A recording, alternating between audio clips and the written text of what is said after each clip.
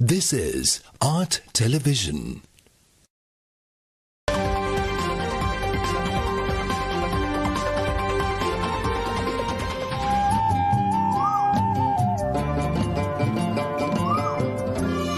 Coming up, State of Business, sponsored by IWS Aviation.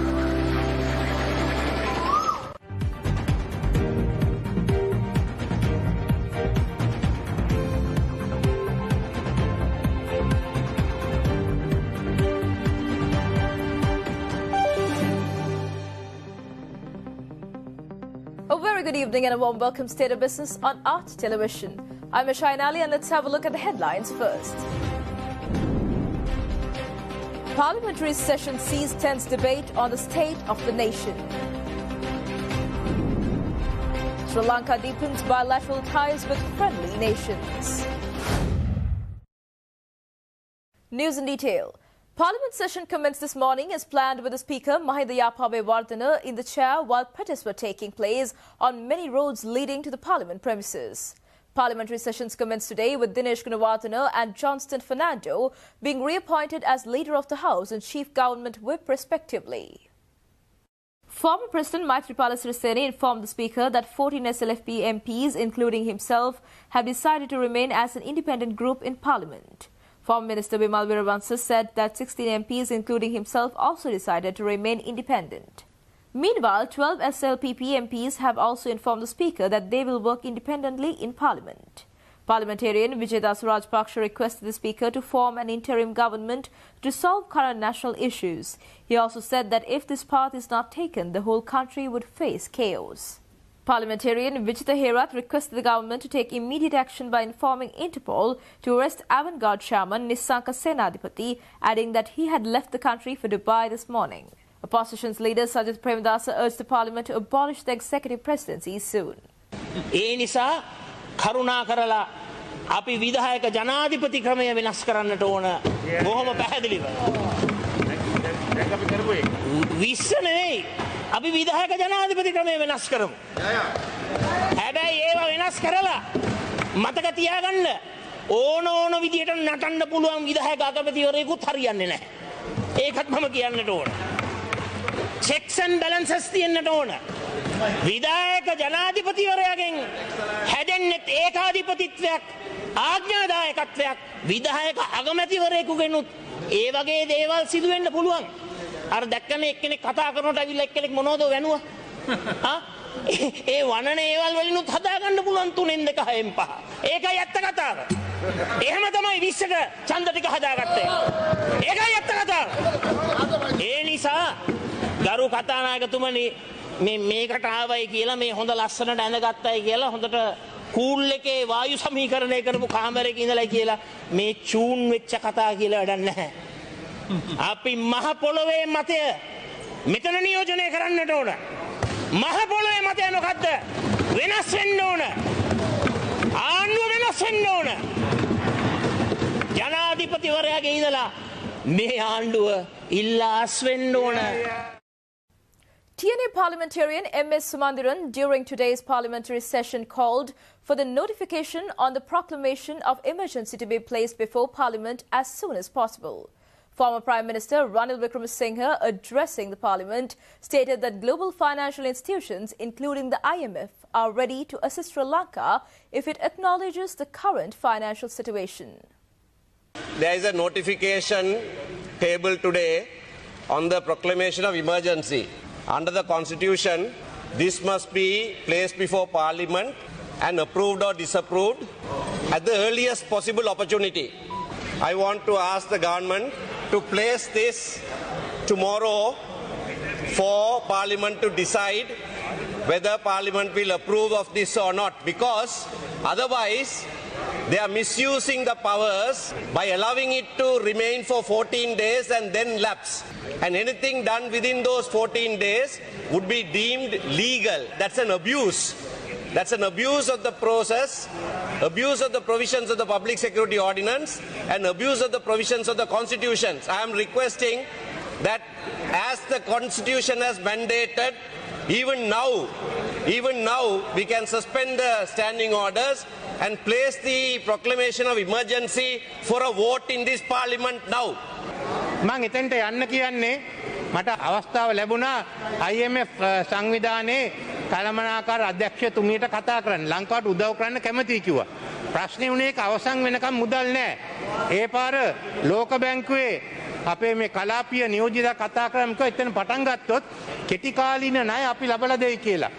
ලෝක බැංකුවයි ආසියානු සංවර්ධන බැංකුවයි හැමතුම එක පටන් ගත්තොත් අපිට ලෝක බැංකුවෙන් ආසියානු සංවර්ධන බැංකුවෙන් සමහර වැඩ කටයුතු මුදල් ලබා ගන්න පුළුවන්.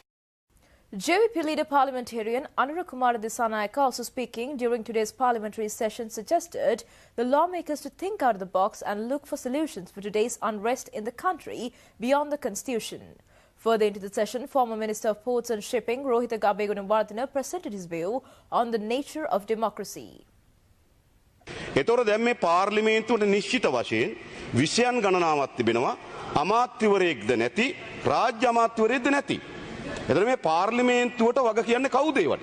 මොකද සාමාන්‍ය සම්ප්‍රදායක් ඔබතුමත් දන්නවා ජනාධිපතිවරයාට යම් විෂයක් පැවරලා තිබෙනවා නම් ඒ ජනාධිපතිවරයාට පැවරී තිබෙන විෂයට මේ පාර්ලිමේන්තුවේ වගකීම සඳහා රාජ්‍ය අමාත්‍යවරයෙක් පත් කරනවා නියෝජ්‍ය අමාත්‍යවරයෙක් පත් කරනවා. අද ජනාධිපතිවරයාට මේ සියලු වැඩ කටයුතු පැවරලා තිබෙනවා. නමුත් රාජ්‍ය අමාත්‍යවරයෙක් හෝ අමාත්‍යවරයෙක් නැති. අන්න ඒකට මොකද කරන්නේ? නිත්‍ය වශයෙන්ම අග්‍රාමාත්‍යතුමා සියල්ලට වග කියන්න ඕන. අගමැත්තුමාටත් වග කියාගන්න බැරුව ඉන්නේ. කොහොම රටට වග කියන්නේ? යනවා කියලා කියමු පොන්සේක මන්ත්‍රීතුමා යනවා කියලා කියමු. ගියාට පස්සේ හදන ආණ්ඩුවක්. ඒක ප්‍රජාතන්ත්‍රවාදීව හදනවා නම් මහජන ඡන්දයකට යන්න ඕන. ප්‍රජාතන්ත්‍රවාදීව හදන්නේ නැත්තම් මොකද්ද ක්‍රමය? තමුන්නාසලා අපිට මේ ව්‍යවස්ථාදායකේ ඉන්නේ. එහෙමනම් මේ තියෙන ආර්ථික අර්බුදත් එක්ක ඊළඟ හදන ආණ්ඩුවක් කවුරු හෝ වේවා. එක 113ක් පෙන්නලා හදන්න ආණ්ඩුවක්. ඕනම කෙනෙක් කියන්න මෙන්න මේ ආවලාට 113ක බහුතර බලයක් තියෙනවා. ඔහුට මේ ආර්ථිකය හදන්න පුළුවන්. අපිට වැරදි දෙන්න කෙලින් කරන්න ඔහුට පුළුවන් කියලා බොහොම පැහැදිලිව කවුරු හරි ඉදිරිපත් වෙන්න කරු කතානායකතුමනි. අපි අත් දෙක උස්සලා ඒ නායකයාට කියන්නම් ඔව් ආණ්ඩුව අරගන්න. අගමැතිකම ගන්න. අගමැතිකමත් අරගෙන ආණ්ඩුවත් තරම් කැබිනට් එකක් හදන්න. හදලා අපිට කරන්න බැරි වෙච්ච දේ කරන්න.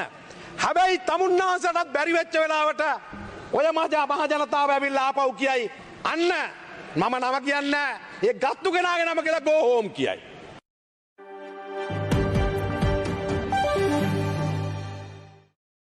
Stay tuned for more news right after this commercial break.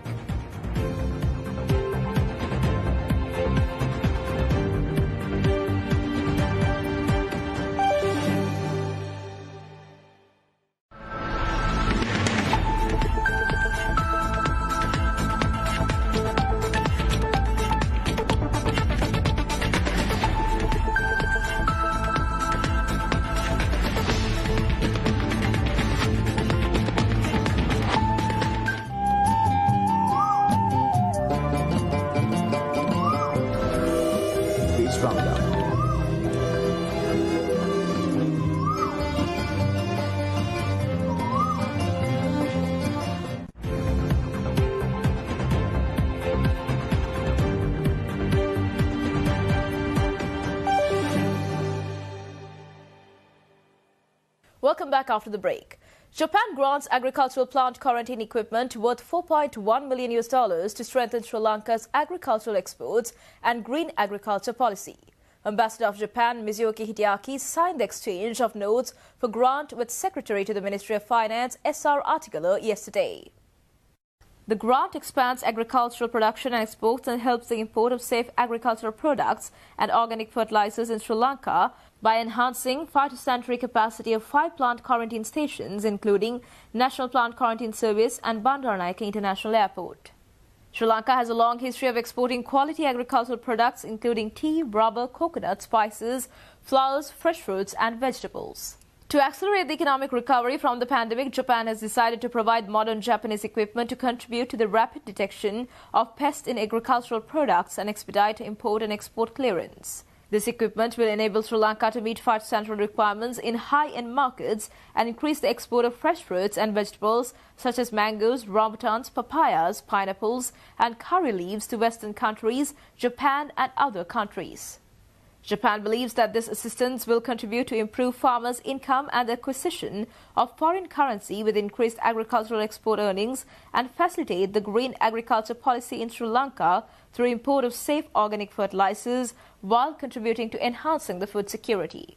The equipment to be provided includes plant X-ray scanner, DNA sequencing system, incubators, high-end microscope and real-time PCR, which will be installed at the NPQS, a facility built in the 1990s where Japan grants assistance in Katunaika, and plant quarantine stations at the BIA, seaport in Colombo, Mahinda Rajapaksa International Airport and Jaffna International Airport. With the ongoing BIA terminal expansion project, Japan will further support Sri Lanka's free and open economic development by promoting tourism and agricultural export.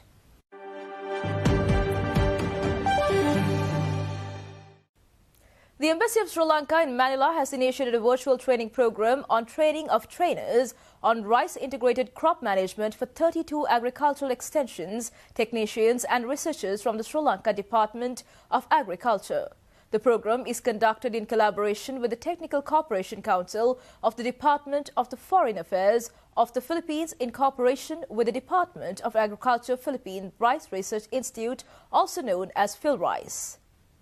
The management system is a rice integrated crop management system used by the Philippines as a platform to teach crop management, disseminate rice production technologies and best practices to farmers and extension intermediaries.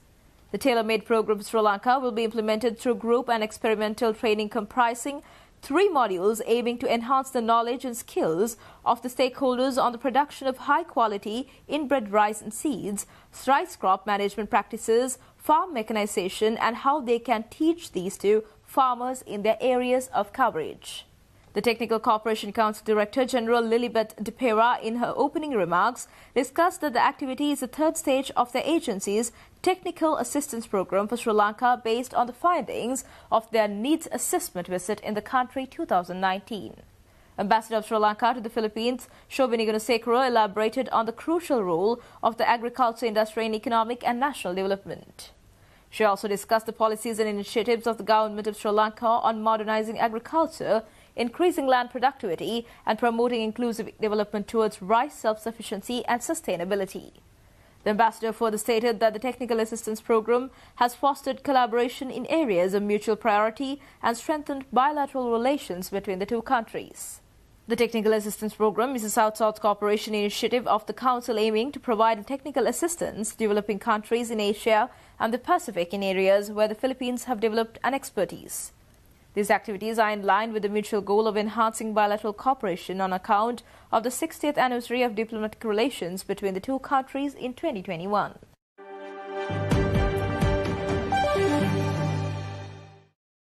The Nipuna Savya Sewing and Training Center for Returning Migrants located in Berula Division Secretariat, Kalutara District was declared open recently. The sewing center was established with approximately $1.7 million of assistance from the government of Japan. The Sewing and Training Center was jointly implemented by International Organization for Migration and International Labour Organization under the project for supporting the socio-economic reintegration of Sri Lankan migrant workers repatriated due to the COVID-19 outbreak in order to support the socio-economic development and harmonious integration of migrant returnees. The project aims to reduce further vulnerability of migrant returnees and support them to regain social integration by encouraging skill development with special focus on women and youth. The Sewing and Training Center will be one of the various components of the project which will be implemented across the country. Through this project, migrant returnees will have opportunities to develop their socio-economic skills and entrepreneurship. In addition to this center, another 21 skill training centers will be built in 9 districts of Sri Lanka. This year, Japan and Sri Lanka marked the 70th anniversary of the establishment of diplomatic relations, and during the past 7 decades, Japan has been providing extensive support throughout the island to help enhance peace and socio-economic development in Sri Lanka, including livelihood improvement and empowerment of people. The people and the government of Japan expects the center to provide facilities and programs to develop practical working skills that would eventually expand the future opportunities for migrant workers in Sri Lanka.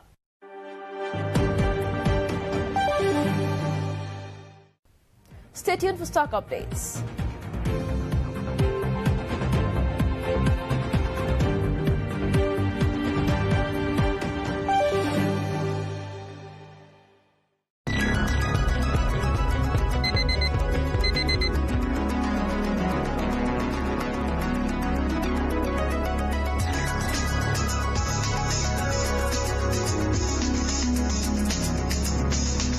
news, views, highlights, updates and opinions. This is Wake Up With Us.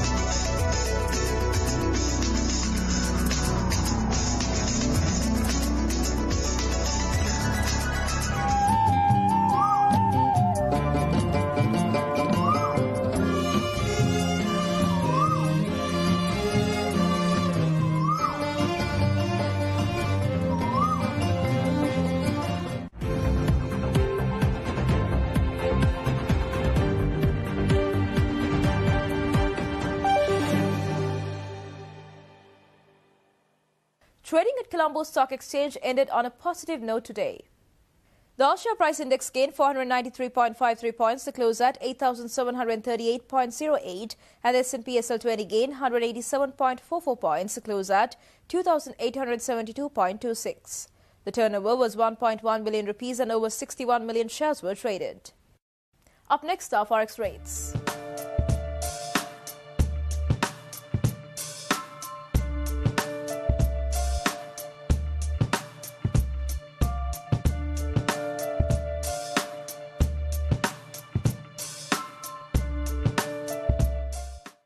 And that's all news for today. See you tomorrow with State of Business at the usual time. Until then, take care and good night.